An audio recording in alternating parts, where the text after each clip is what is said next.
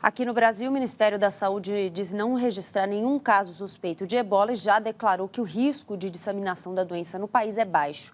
Mas o controle em portos e aeroportos foi reforçado com procedimentos para identificar o vírus e o governo brasileiro também ativou um centro de operações de emergência para monitorar as informações sobre a doença no Brasil e no mundo. E a partir de hoje, um alerta é veiculado nos aeroportos internacionais para que os passageiros procurem um serviço médico caso apresentem febre ou hemorragia.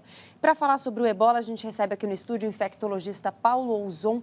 Boa noite, doutor. Bem-vindo. Boa noite, Gabriel.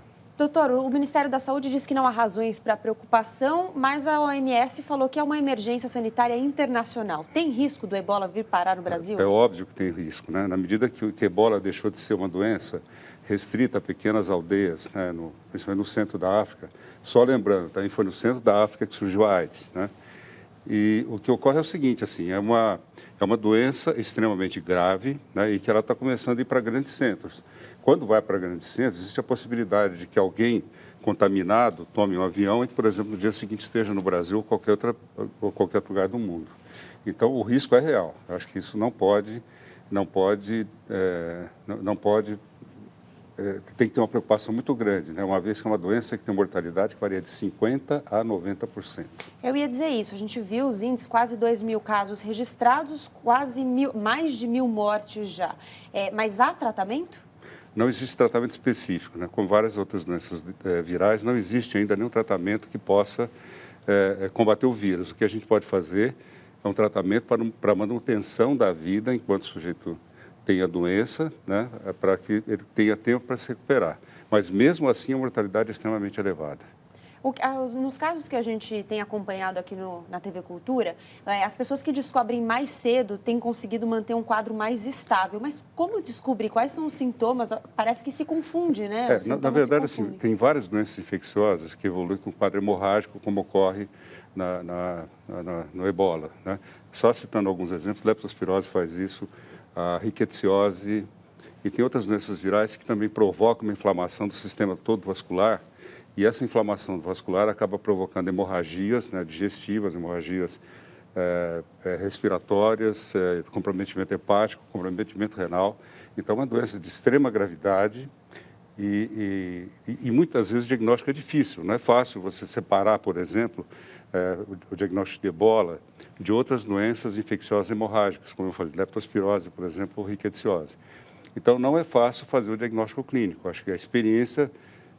Eu espero que não tenha essa experiência aqui, mas tudo leva a crer que, na medida que hoje nós temos assim, uma facilidade muito grande de transporte de pessoas, e dentre elas pessoas doentes, para vários lugares do mundo. E a ebola é uma doença que se transmite de uma forma muito mais fácil, por exemplo, do que a AIDS. Contágio é secreções. Contágio, portanto, que, vamos dizer assim, as pessoas que lidam com indivíduos com a doença têm que estar paramentadas, não podem entrar em contato, né?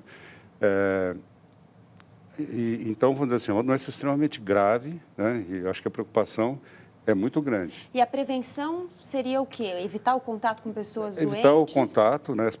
As pessoas que forem tratar dessas pessoas doentes têm que estar paramentadas para evitar o contato, porque assim, ela é transmitida através de várias secreções, desde o suor, saliva, transmissão sexual, através de vômitos, através de diarreia, quer dizer, qualquer contato que você tem com secreções de uma pessoa doente, você pode contrair a doença. Isso é extremamente Quem está pensando em viajar para a África agora deve evitar? Se puder? Olha, se fosse eu, não para um lugar onde esteja acontecendo a doença, eu não iria. E, doutor, por que na África, o surgimento na África? Existe algum comportamento, alguma cultura que favorece a transmissão? Tem algumas coisas que facilitam, né? Por exemplo, assim, o hábito de se alimentar de macacos, né? Tanto a AIDS quanto o ebola tem a ver com isso. Então, a ebola provavelmente não. O que ocorre é o seguinte, morcegos que comem frutas eliminam ou pelas fezes ou comem pedaço de uma fruta e contaminam com a saliva, e outros animais selvagens vão lá e se alimentam dessas frutas que foram derrubadas pelo morcego, né?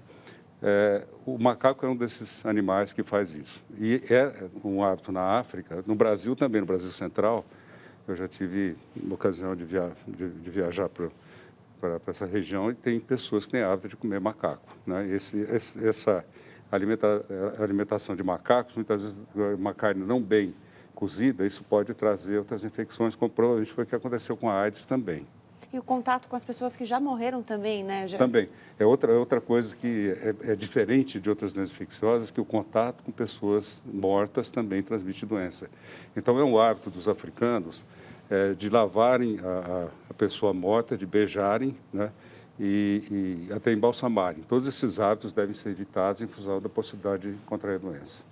Bom, então não há motivo para pânico, mas há um motivo para alerta. Eu acho que existe não motivo para pânico, não é uma coisa que está batendo na porta. Mas motivo de preocupação, muita preocupação. Dr. Paulo Ozon, muito obrigada pela sua entrevista, pela presença. Bom fim de semana. Eu que agradeço o convite. Boa noite.